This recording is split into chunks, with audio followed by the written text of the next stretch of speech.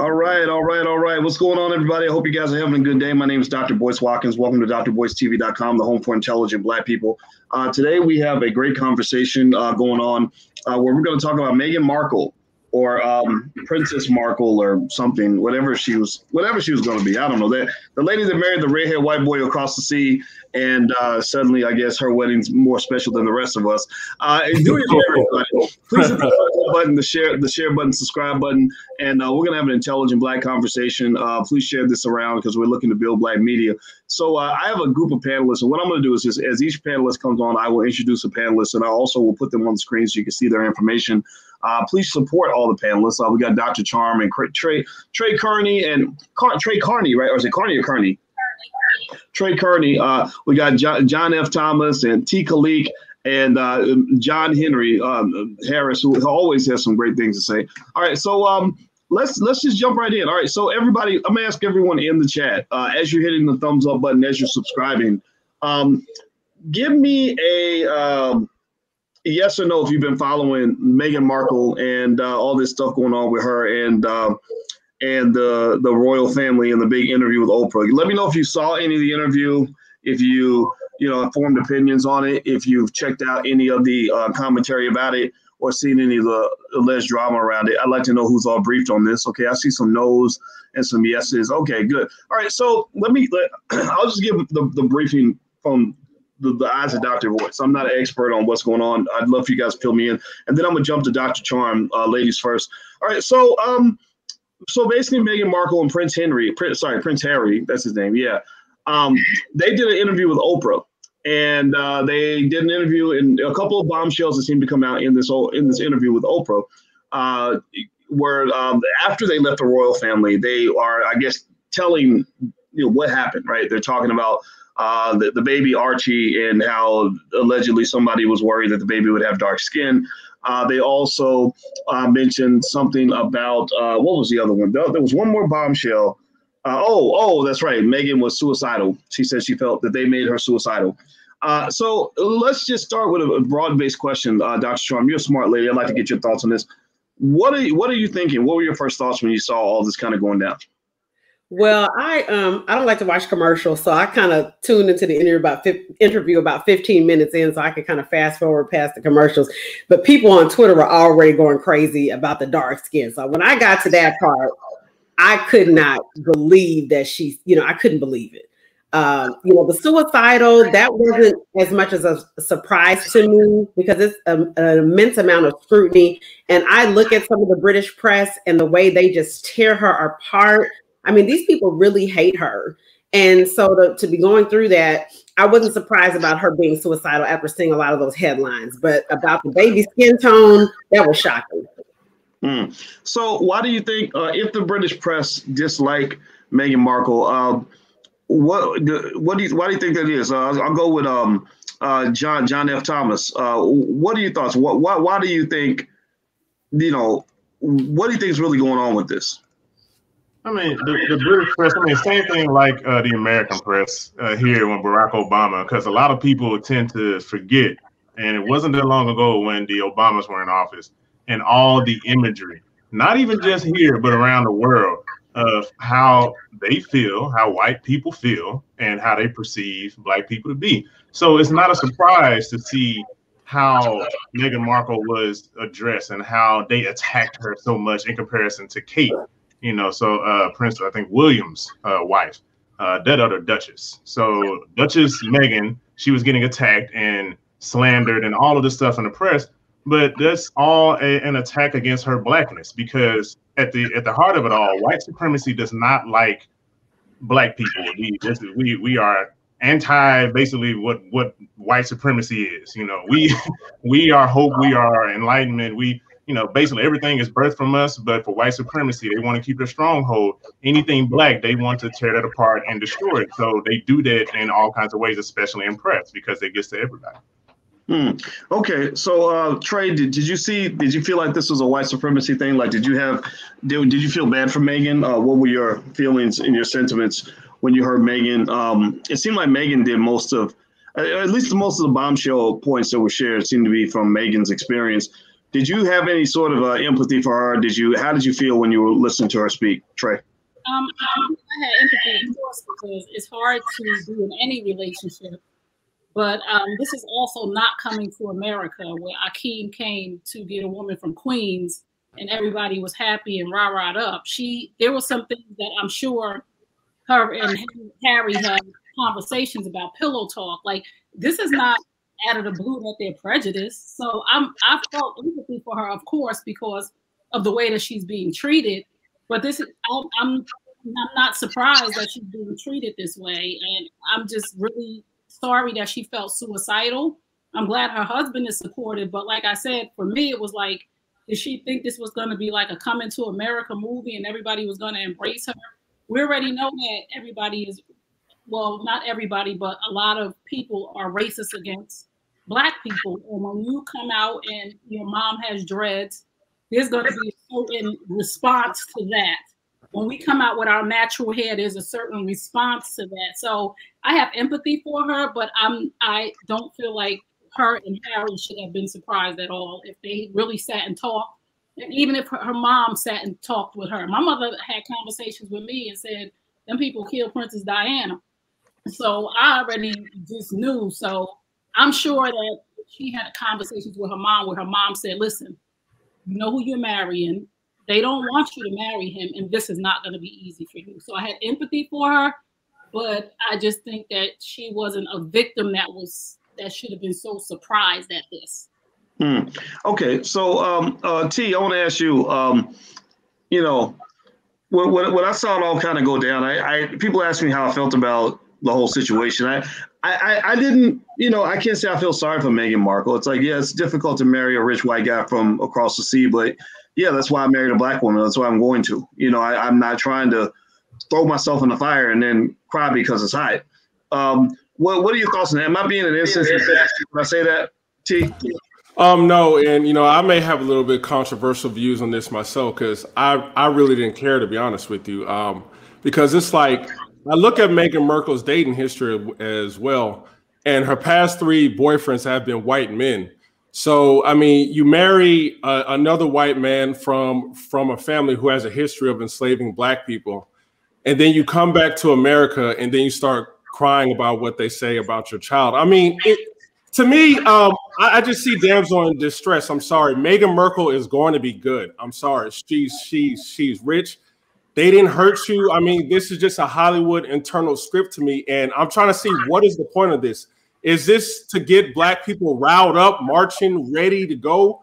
When reality, I mean, you don't even really talk to Black people. And I mean, I'm looking at a friend. I'm not judging interracial relationships. I don't care about it. I don't even care if you have white friends, but your best friend is white. And I just feel like this is just that disconnect from the Black community. But then I want to come back when I feel bad, so Black people can lift me up and fight my battles, but I really don't associate with them. So, yeah, that's the vibe I was getting. And I really want to hear the Royal Crown side as well. I don't know if I'm really taking her story as fact, to be honest with you. Well, they released their statement earlier today. Yeah, well, their statement, I'm going to find the statement and I'm going to read it. And actually, John Henry, I want to ask you this question first. Then I'm going to go to you, John Thomas. You know what this makes me think about? I'm going to you, John Henry, because I don't know if you and I are the oldest guys on this panel or not, but we go way back. And you know what it makes me think about? It reminded me, tell me in the audience, anybody remembers this. Remember when O.J. Simpson didn't want nothing to do with Black people? Like, he got rid of his Black wife, got him a little Becky, and was living happily ever after doing Hertz commercials. And then when his ass get caught up in some bullshit, he suddenly want to be extra Black again. Suddenly, and look at what they're doing to me, y'all. They racist, y'all. Right? That's what I thought about, honestly. Because I never disliked Meghan Markle, but I've actually been a little bit irritated since the wedding happened, and somehow people acted like that wedding was more special than Black love. No, that wasn't Black love. That was a discount. That was a degraded, a discounted version. That was a lower tier brand of love. That was not Black love. No disrespect to what she did. I mean, I got people in my family that married people who weren't Black, but it really was kind of fascinating. Just almost this almost like like people got excited, almost like they were watching porn or something. Like it was like just that exciting for people to see. Like they called it a fairy tale. What was the fairy tale? Clearly, it wasn't a fairy tale. It was a nightmare. Why are you calling it a fairy tale? What about that experience is a fairy tale, other than the fact that he got a whole bunch of his family got money robbing black people around the world? John, please, I'm gonna shut up, man. Well, give me your thoughts on that, John Hen. Meghan. Okay, well, first of all, when you're trying to become part of a monarchy, it doesn't matter what color you are. The change is going to be difficult. Now, Prince Harry's brother, Prince William, he at least gave his wife or soon-to-be wife 8 years to adjust, to get ready to become part of the royal family. They kind of, Harry and Meghan kind of just jumped into it. And, you know, and Prince Harry, he's kind of an interesting fellow himself. You know, he's always kind of marched to his own beat, so to speak. You know, he joined the military against his family's wishes, and a lot of his other outside interests have been against what the family has wanted him to do. So him marrying a black woman was just another incident in a long line of other incidents that were counter of what the family wanted. So it's a mixture of a lot of things for me. Is the British family? Do I think the British family is racist? Yes, their history is speaks to that. However, I also look back at Duchess Fergie and the difficulties that she went through when she became part of the royal family and later divorced.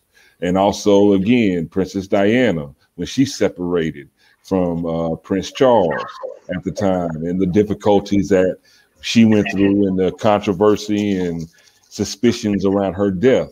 So whether she was black or not, I think is almost inconsequential, but it does play, I believe it does play into what she is going through right now.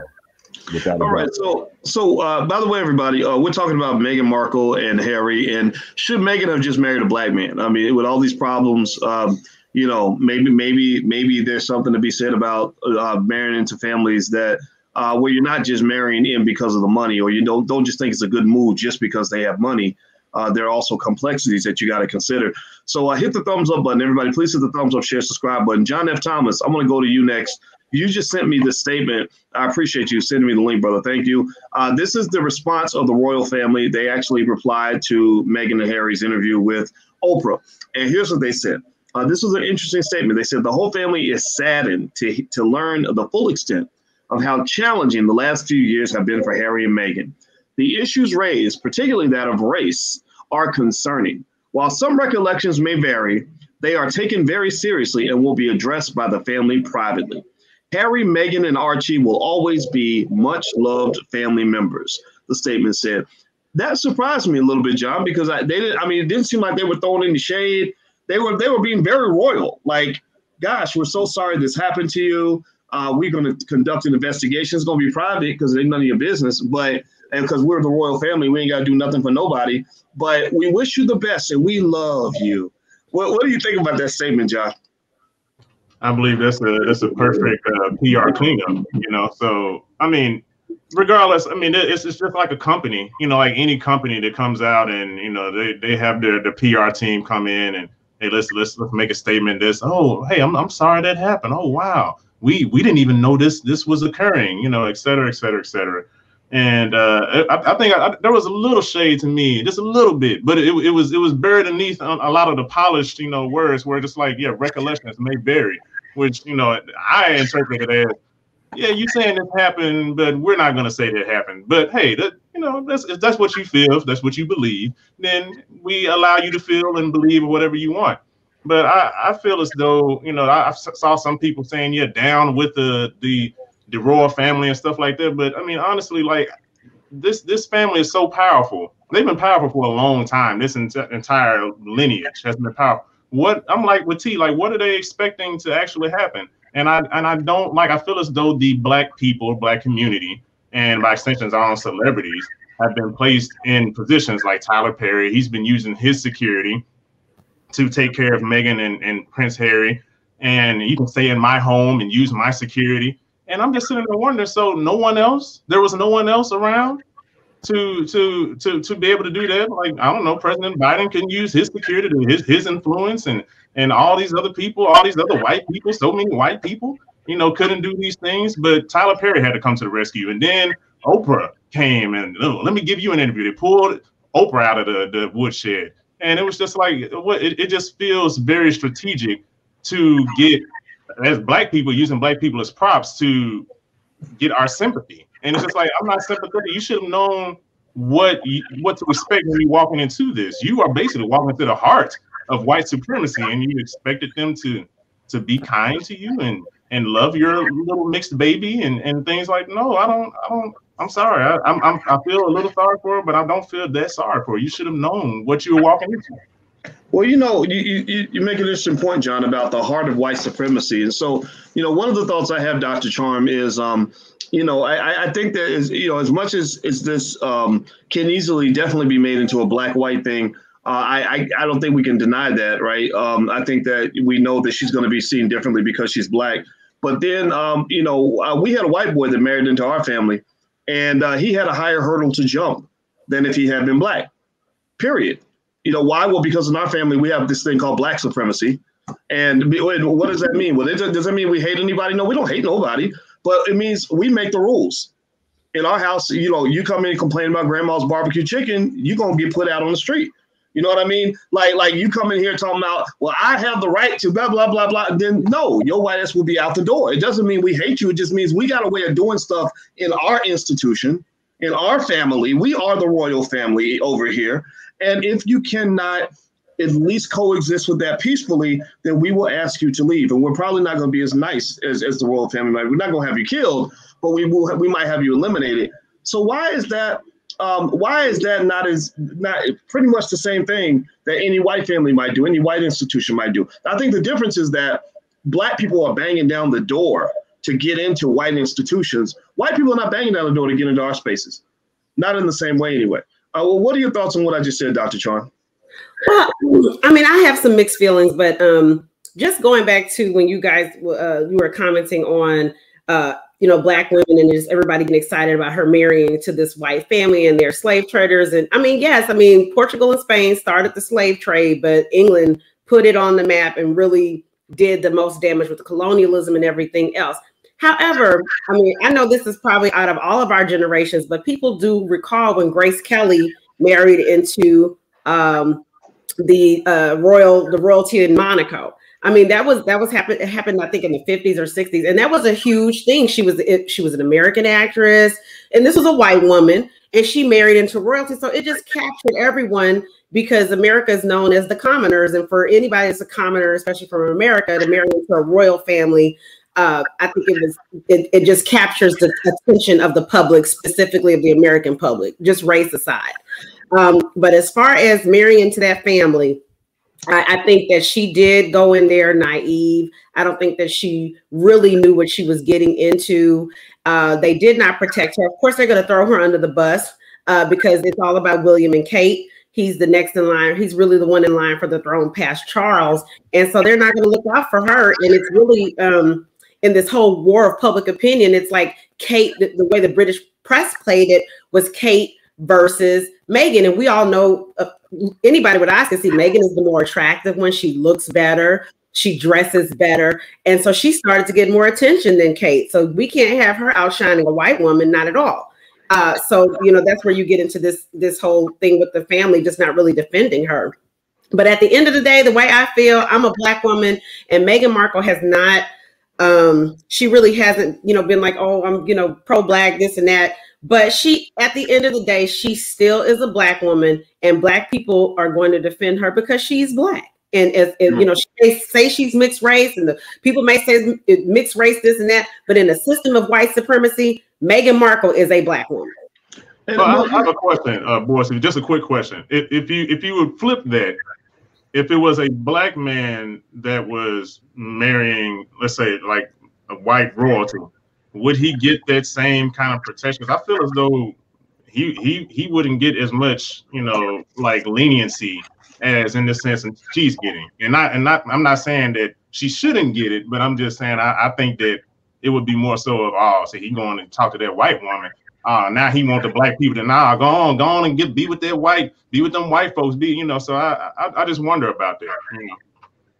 No, T's nodding. No, I totally agree with that, especially if he has a history of only dating white women. You see, that's what people are understanding. Like, I don't like how black people are used. Like, it frustrates me. It's like, I don't want to be black until I really need you for something. I don't have a history of associating with none of you. But now when I'm in some damsel in distress, now I'm going to pull my black card. And it's like, what are you wanting black people to do? Like, why are we always getting triggered over stuff that has no tangible benefit? Okay, let's say we take out the royal crown of Britain or England, whatever the family is. How does that tangibly benefit black people? All it is just a symbolic win. And we got to get off of these symbolic victories. It does nothing for our people. It keeps us stagnant on things that doesn't elevate us in any way. So this is why I'm saying, no, I don't care. I'm sorry. You knew what you were getting into. You don't have a history of even messing with black people. So why should we just get triggered to be marching and just our feelings hurt over this? Hey, John. Trey, I'm gonna go to you, Trey, but I want to show you something before you make your comment, because I want you to comment on this as well.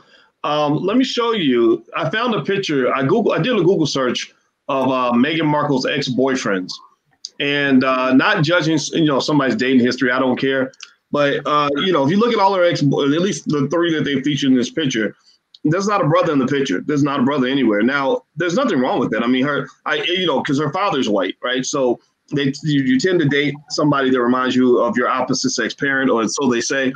I can't critique that. If you look at Alicia and my mother took a picture together, and they looked almost identical. Like she looks more like my mother than she looks like her own mother, right? And her own mother said that. So nothing wrong with that. But to this point that T made, it seems to me that you do have this situation where people will only want to be black when they need black people to come through for them.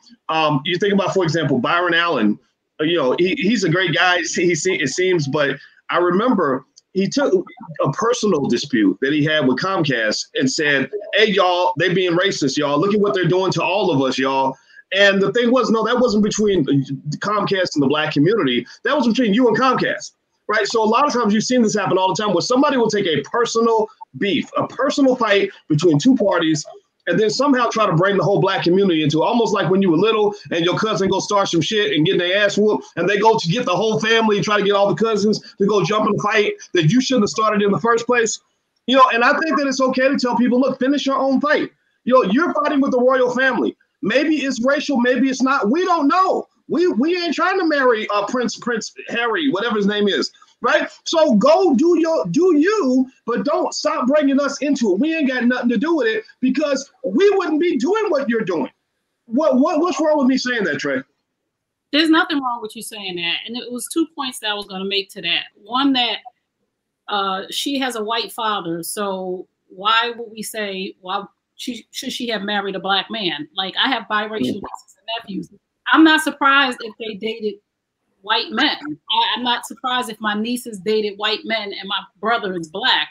I'm not surprised if my nieces dated black men and my brother is black. I mean, when you live in both of those worlds, we can't say she should have married a black man or it would have been easier. We can't say that, because she's both. She's black and white. So why do we have a problem with that? That's like somebody having a problem with me having a preference to date dark-skinned men. Maybe I'm attracted to dark-skinned men. It has nothing to do with light-skinned men. Maybe that's just my preference. And black people, I don't think Meghan came out and said, "Power to the people. Black people, I need y'all. Please help me." Not we as in us here defended her, but they showed up. Oprah showed up. Tyler showed up. We don't have to show up to these fights. That's us showing up, and we have to learn how to mind our business, because now we're making it an issue of racism. We really don't know what's going on in the castle or the palace or whatever it is. We don't know what the other issues may be. And like Dr. Charm said, we are black women, and we get pegged when we are just independent. when we have our own opinion. So this may not have anything to do with her being just black, half black.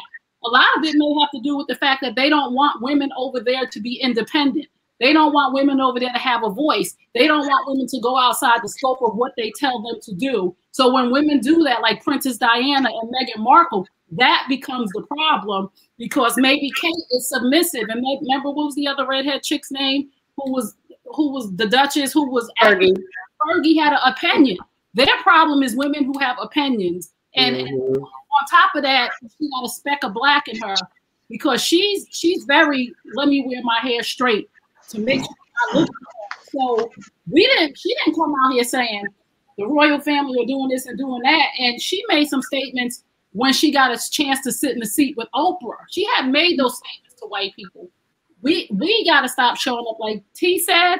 We have to stop making these our battles, and we have to start making these our fights. We keep interjecting like Captain Save a Hoe. Like we have to stop that. It's not our job, but we keep showing up to all of these fights, and like he said, it never benefits us. It takes the spotlight to the things that we need as black people, and it puts the media light on something else instead of us thinking about the George Floyd trial right now. We're thinking about Meghan and Harry. Like you said, Dr. They rich white folks that's gonna be fine. They're picking a jury right now. We need to focus on that to make sure some things happen instead of focusing on the other stuff that's outside of our community and the things that we need. But see, I think that's what I was saying. I think it's strategic that they had Oprah interview her. And then if you look who Oprah was talking to in between, or when they were showing the interview, she was talking to Gayle. So if it wasn't going to be Oprah, it was going to be Gayle. So they were going to use one of them two to talk to Meghan to pull black people in. It's like, oh, you love Oprah. You love, hey, let's get Oprah in to go, because black people going to support Oprah. They're going to go to the old channel. They're going to go and do all this. And they're going to support Tyler Perry. So because all of a sudden Tyler Perry showed up and he brought them in his house and here, use my security. And out of all these white folks in the world, there's Marky Mark. He's an actor. He has a lot of money. There's Robert Downey Jr. There's all these white folks that I'm sure they love the royal family. They're not going to reach out to Prince Harry and like, hey, man, come over here. But no, let's use these prominent black people that black people love to pull black people in and care about some shit that who cares, really? I mean, like I said, that's their issue. I feel for Meghan and stuff that she went through, but at the same time, you got to take accountability. That's what you walked into. Be accountable for what you did. I'm sorry. So I'd be curious. Why do you think she did? Why do you think they did the interview? What do you think the motivation was? I mean, you think it was money, clout? They got a movie coming out. They're trying to get revenge. They're trying to protect themselves. Like why do you think they did the interview? Because remember, I think they split off from their family a long time ago, and suddenly, all out of the blue, there's this bombshell Oprah interview. What do you think the incentive was on that? Why do you think they did it? Anybody? I think they have. I think you're muted, T. But go ahead, Dr. John. Yeah, they have they got a streaming deal with Netflix and I think Spotify. So I think this was an opportunity to get in the public eye. And of course, the split wasn't that long ago. I mean, it just happened at the end of really just like the end of 2020. So where they because they moved to Canada first and went part-time, and then really, like she was saying in the interview, they really got let go of the duties and stuff like right at the end of 2020. At the beginning of 2020. So it wasn't super long ago, but I think this ties into their media deals. I think it was strategic, but also, I mean, she has never spoken out about what went on with the royal family and what happened. So I think there's a lot of interest on this. And then on another note, I know that we have a lot of pressing issues as Black people, the George Floyd and the trial and all that is going on. But I do appreciate that this whole interview has sparked a bigger discussion about colonialism, about what the royal family has done and decimated Black people and non-white people around the world. And I think that has been a really good conversation that has come out of this. I don't disagree with that. Now, T, it looked like you were moving your lips early. You have something to say, brother? No, and I was about to go down that route as well. To me, it does look like a good Hollywood script because everything was quiet. And usually this is a rather unusual way to out a family member like that. I mean, most of the times family kind of want to keep things on on the inside. And also looking at Prince Harry, I believe his name is. It to me, I found that to be odd for you to just go against your own family. That is very weird, because me personally, if a family member said anything derogatory about my child or my lady, I'm going to confront them right there on the spot. You know, I'm not going to kind of hide in the shadows and kind of fly my woman back to America and not just be a man. I just feel like this guy has just kept his head in the sand, and then he's allowing his woman. It's just weird to me to bash your family, now creating a permanent rift between you and your family. That, to me, that is just odd to me. I'm shocked that this was not done underneath the table. You make it so public. And yeah, now, you know, to see the finale of this, you know, maybe we're going to have to watch Netflix. But yeah, that's very odd. Well, you know, well, remember, though, you know, let's put it into context. You know, Harry's mother, a lot of people believe Harry's mother was killed by the royal family. Now, I don't, is that true? Nobody knows, right? Nothing confirmed, but he's got that trauma. I mean, anybody, just take a minute, everybody, imagine losing your mother when you're a little boy. You know, that's going to stay with you for life. So then suddenly, you know, you're marrying a woman who is pissing off the same people, where you might have heard the rumors, you know where the bodies are buried, and you know, allegedly know what they are capable of. Maybe that does make sense to want to get her to safety, or to keep them both safe. Now, I'm not saying that's true or not true, but you know, I mean, they can put them on a Kobe Bryant helicopter or something. Ain't no telling what those people can do. I mean, you know, MI6, which is like, I guess, the British version of the CIA. The CIA learned their dirty tactics from MI6. like they're the originators of covert operations and just dirty tricks. When I went to England once, I got detained, and they took me. They stopped me at the airport. I didn't do anything illegal, but I was just there. I went to London because we were doing some stuff in London. And in the airport, they took me in a room. They took away my phone, and they did not allow me to talk to anybody else for 10 straight hours. So my family was worried. They had no idea where I was. They you know, and I'm like, what did I do? They're like, well, we ain't got to tell you nothing. And then at one point, they did let me use my phone real quick to make a fast call. Like, they forced me to talk quickly and get off the phone, because I don't know what I still don't know what was really going on. And I you know what I did? I got on my phone and I tweeted that I was being detained, and I was pissed. And the lady comes in and says, we saw that you were on Twitter, and we would like for you to refrain from doing that, please. Like it was like they were checking my Twitter and everything. Like they really have an interesting system there to hold down their white supremacy. John, I haven't heard from you for a minute, man. What are your thoughts on all that we're talking about right here? Well, I think outside of the Netflix, we'll probably have Medea trying to join the royal family movie coming out first before. I think that's the Hollywood hit that's the Hollywood hit I'm looking for.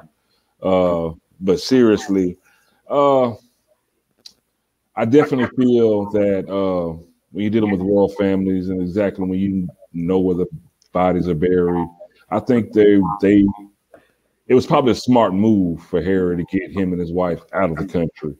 I believe that was a smart move just for safety. But also, we have to look at, like I said, Harry is an interesting dude, man. He's everybody in the royal family is going this way, and Harry has always gone this way. He's always been at odds with his family. He's always done what they don't want him to do. And like I said, this is just an extension of who he is and who he's always has been. But he should have had more talks with Meghan before this. Well, you know, you would hope that they did, right? But then again, you never know. And so everybody, I want you guys to know what we're talking about. We're doing an all-black panel. We're basically asking a simple question: should Meghan Markle have just married a black man? That was the question I put up there, because you know these are some of the complexities you run into when you go into spaces where people don't understand you, you don't understand them, and sometimes you can be lured in, you know, like Meghan was lured, I guess, into the royal, or we were excited about her going into the royal, not we, people were excited about her going into the royal family for the same reason we get excited when a Negro gets a good job. You know, you get a good fancy job making big money, and people don't know you might be walking right into the jaws of the lion. And so if all you look, if everything that glitters looks like gold to you, and you don't have the moment to self-reflect and say, do I really want to be here? Like, will I be safe here? Is this a place for me?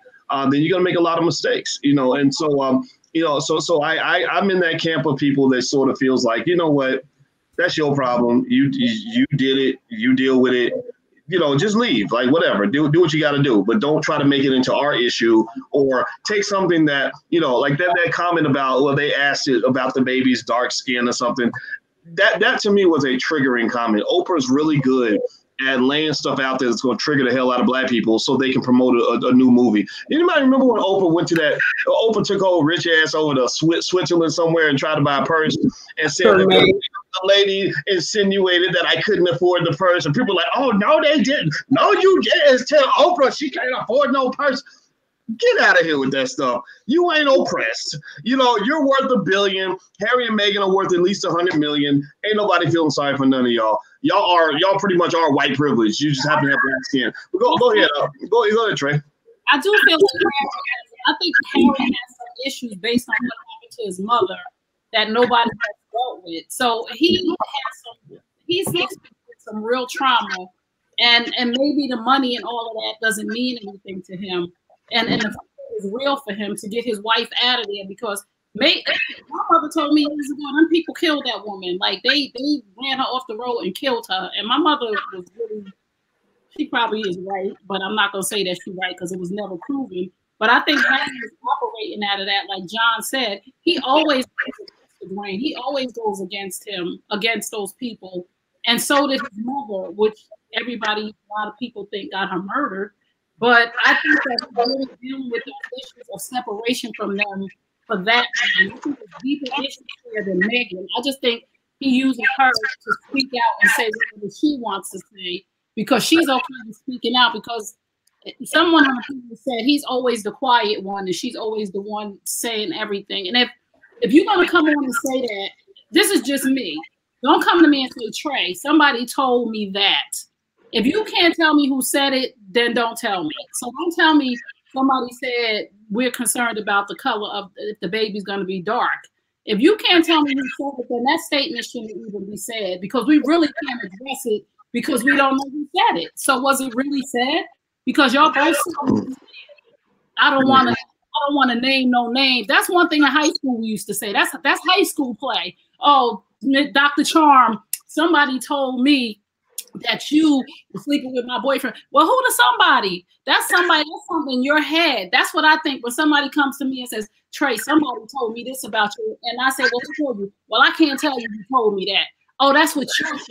So maybe them, because I will come out and say, the queen said my baby, they scared my baby gonna be dark. So we need to address the queen, because if we're here to address issues, why are you sitting here talking to Oprah?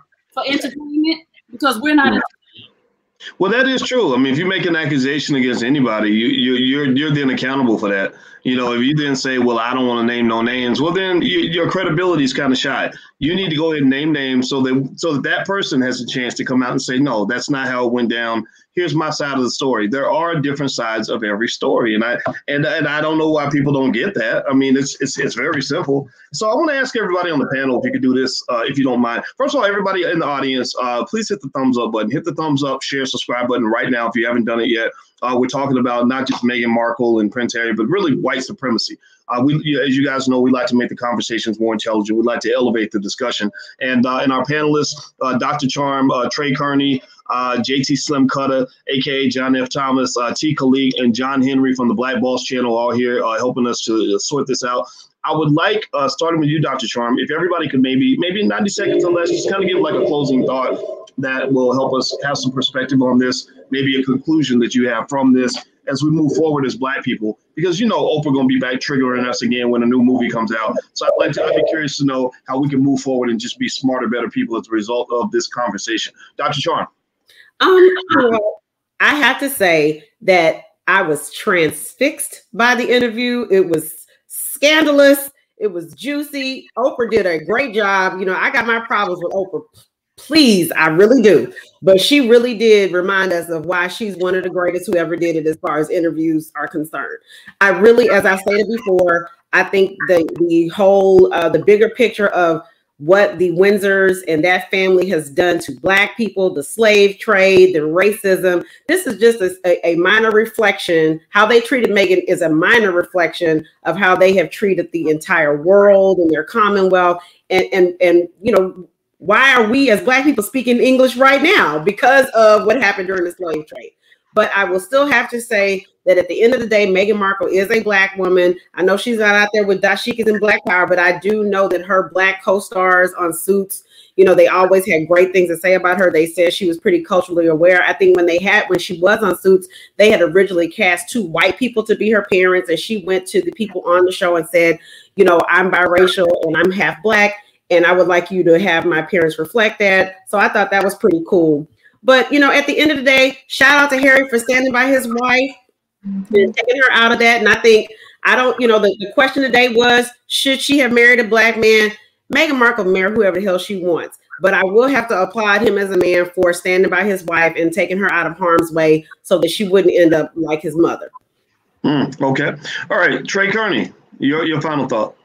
My final thought is, let's not be distracted by stuff that doesn't even pertain to us. I have empathy and sympathy because I am a woman, and I know feeling like you're cornered or nobody understands, and you can get some suicidal thoughts. And one thing I hope for Meghan, if you're listening, I hope that you're seeing a psychiatrist, a psychologist, a therapist, or somebody instead of sitting talking to Oprah and Tyler Perry. I hope you're really those emotional issues that you have, because you may have emotional issues from being Black and white. But my thing is, let us not be distracted by things that don't concern us. And like Dr. Charm said, I am glad that her husband is standing by her, because that's what marriage is all about. Even though it's not Black love and it's not 2 Black people, we got to stand by each other. But I think that that's their plight. And for Oprah and for Tyler Perry, they are, you know, great Black people. But their job is to make money, and their job is to get sucked in by nonsense.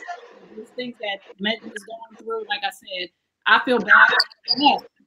I don't know why this is coming to America. Like, I've seen things, and his father on the was like, you can marry this person.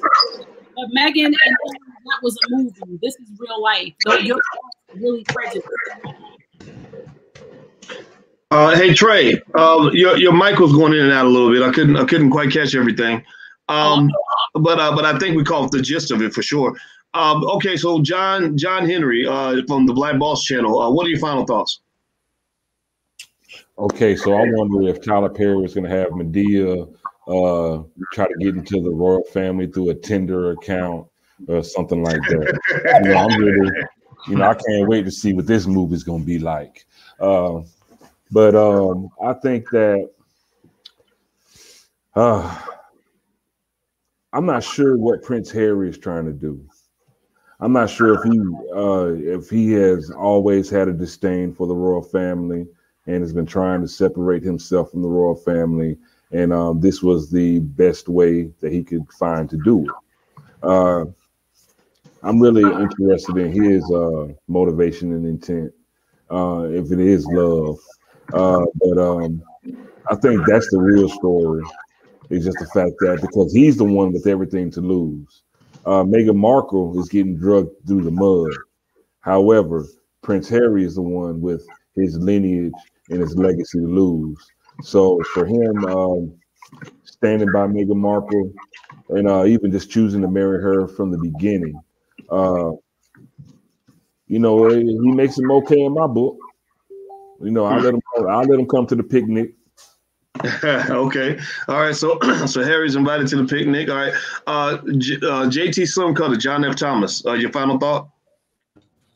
Let's not be so emotionally tied to everything that happens in the world that doesn't necessarily have anything to do with us. She is Black, and it is true. But also she has to take some accountability for you rushed into this marriage. You went into this family. You didn't really prep for everything that was to come. And so this is what happens. I mean, even if I'm from the South, if I date a white woman, there's a probably 30% chance that I'm going to meet her family who might be racist, and they might say some racist stuff, or they might say some slick things, might say something about the baby and all this other stuff. And that just comes with the territory. I mean, white people are experiencing white supremacy in various forms all over the world. Like, it's not just here in America, but it started in England and it just spread. So we have to understand this and stop being so shocked when these things happen. Also, going back to the question with should she have married a black man, she probably would have avoided all of that. But at the same time, I want to applaud Harry for because who knows what really happened, with his mother and all this stuff. And if that's something that concerns him, he took her out of the fire and placed it over here where her, the child, Archie, and the newborn child would be safe. So, I mean, kudos. Just try to make better decisions, Meghan. If you and be safe with what you say. And I don't know. Just black people, let's stop being so emotionally tied to things that have not too much to do with us. That's all. That's it. Okay. So T. Khalik, what are your thoughts? I mean, I want you to let it out. I mean, what I know that you. I'm glad you're here also because I know that you say things that like you really love black people, and you love black people in a way that is unapologetic and is not mainstream. Because a lot of people think they love black people, but really they don't understand they're supporting white supremacy and don't even know it. What are your thoughts on what are your final thoughts as we walk away today? Well, just to answer the overall question about should she have married a black man? If she wanted to avoid this, yes, but she can marry whoever she wants. So I totally agree with that. I just don't like how black people are always being triggered, and when you're highly emotional, you don't think logically. And then that's when people can use and abuse and profit off you. That happens to us politically every 4 years. We are always triggered into something, or they create some boogeyman where we have to all focus and attack that one boogeyman, and then everything's going to be okay. But that doesn't really pan out. Our situation just remains the same. And I just see this as a black distraction to me. And when Meghan Markle, I do totally agree with Tracy Kearney on that. When she mentioned one of the family members talking about skin color, tell us what they said.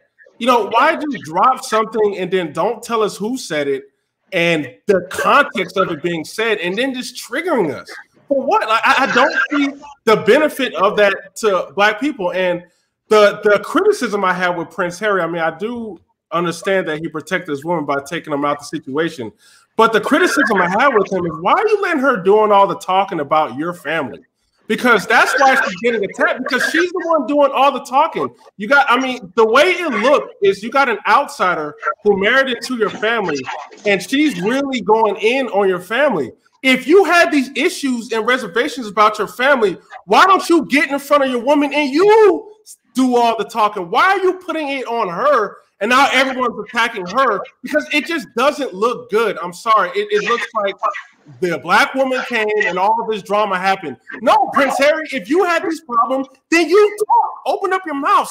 You're just being Millie Mouth, and your woman is just saying whatever she wants about your family, and you're being Millie Mouth. You had these problems, so you get in front of her and you talk, and then you take all the heat. And that's pretty much what I got to say about that. All right. Well, he always finishes with a bang, don't he? All right, so do me a favor, hit the thumbs up button, hit the share button, hit the subscribe button. I hope everybody can give a digital thank you to our panelists on this great conversation. I will make a quick closing statement and just say this. So when you think about white supremacy, I think a lot about it. I don't consider myself to be any sort of leading expert on white supremacy, but I thought a lot about it to understand what that means. So to me, white supremacy, among other things, means you're in situations where white people are supreme, where they are the ones who make the rules. Cornel West is at Harvard. He faces white supremacy because if black people were voting on Cornel West's tenure, he would have gotten tenure by landslide. But because we're not voting, we don't matter in that space. So one of the things I've noticed about white supremacy is kind of like the rain. When it's raining outside, you go inside because you don't want to get wet. Now, if you stand outside and it's raining on you and you get wet and you're complaining, oh my God, it's so wet out here, you got to kind of ask yourself, why are some of us wet and some of us dry? Well, maybe the reason you're wet is because you're going to where the rain is. You're standing underneath the rain. So a lot of times the reason why some of us feel like we're surrounded by white supremacy, controlled by white supremacy, can't manage our lives without white supremacy, can't get a promotion without white supremacy, can't make $1 without white supremacy, is because you're signing up. I mean, you're literally chasing down opportunities to embrace white supremacy and to be in white supremacist spaces as much as you possibly can. The first thing they taught you when you were a child was that you need to go to a school with a white teacher, with a white principal who's going to send your black ass to detention every single week. Then the next thing, you're told to go to a big white university, give them $100,000 of your money so they can treat you like a nigga and then leave you in debt for the rest of your life. Then you're told to go work for another white man who's going to have you working like a slave until you're 70 years old to pay off them student loans, not paying you more than a couple nickels, and have you pissed off every day because you got to go to work in the face of white supremacy. It's white supremacy, white supremacy, white supremacy. So what I'm saying to you is that white supremacy does not always exist everywhere. Supremacy exists with those who control the space in which you're operating. So, for example, if I go to China, white supremacy don't matter really in China because it's Chinese supremacy. I'd be dealing with Chinese in any company I work for, any school I go to, any space I'm in. I'm gonna deal with Chinese supremacy. So if I wanted to get away from Chinese supremacy, I would leave the country. I would leave the situation. When you're in my house, you deal with black supremacy. In our house, black people make the rules. In my business, black people make the rules. So what I'm saying to you, black people in general, is this: stop co-signing white supremacy, stop chasing down white supremacy, stop trying to go to places where the rain is pouring and then complaining that you're wet. You know, you're chasing down this idea that somehow this was a fairy tale. I don't know what sort of weird delusional fairy tale this was, that she's marrying some redhead white boy from across the sea. I don't have nothing against that. People can marry who they want. This is 100% true. But when you're signing up for that, you're going into their house with their rules, with their processes and their beliefs and their culture, whatever. If you don't like it, then keep your black ass at home. Go somewhere else. That's my 2 cents on the issue. But then again, that's what my parents always said to me. If you don't like it over there, then go somewhere else. Why were you over there in the first place? So a lot of y'all got parents like that. Like, well, why were you at their house? Why was you at Joe's house in the first place, right? So what I'm saying is, at the end of the day, you have to make choices and you have to be smart. So I think that, again, the core issue for me in the very beginning was this weird like a fantasy, like almost like an orgasmic excitement people had about Meghan Markle marrying this British prince and going into this royal family, like somehow that was an upgrade. That was not an upgrade. That was a downgrade. You only thought it was an upgrade because they have money and they have power, which they obtained through ill-gotten gains. The Queen of England is the largest landowner on the planet. She owns 6 billion acres of land. How does she own all that land? Well, they went around for hundreds of years robbing, raping, and pillaging black people and stealing all of our property and then claiming it as their own part of the British crown. And somehow you cheering for that because you somehow think, well, now I'm down with the oppressor. Well, if that's how you think, then you're pretty much a white supremacist. So congratulations, you're doing better work than the Klan because you're as much of an oppressor as anybody else. So stop supporting for white supremacy. Stop cheering for it. Stop being a co-conspirator and call it for what it is. So good luck to Meghan. I don't hate the poor lady. I wish her the very, very best. But none of that interview inspired me on any level. None of it shocked me. It was what it was. Most of us were not surprised. That's it. Thank you very much, everybody. I appreciate y'all letting me get that out. And I appreciate the panelists for joining us today. If you guys could please give a digital thank you to the panelists. We're going to have more all black panels in the very near future to have good conversations on important issues. We love you all. Please have a good day. Hit the thumbs up button on your way out, and we will talk to you soon. Take care. Peace.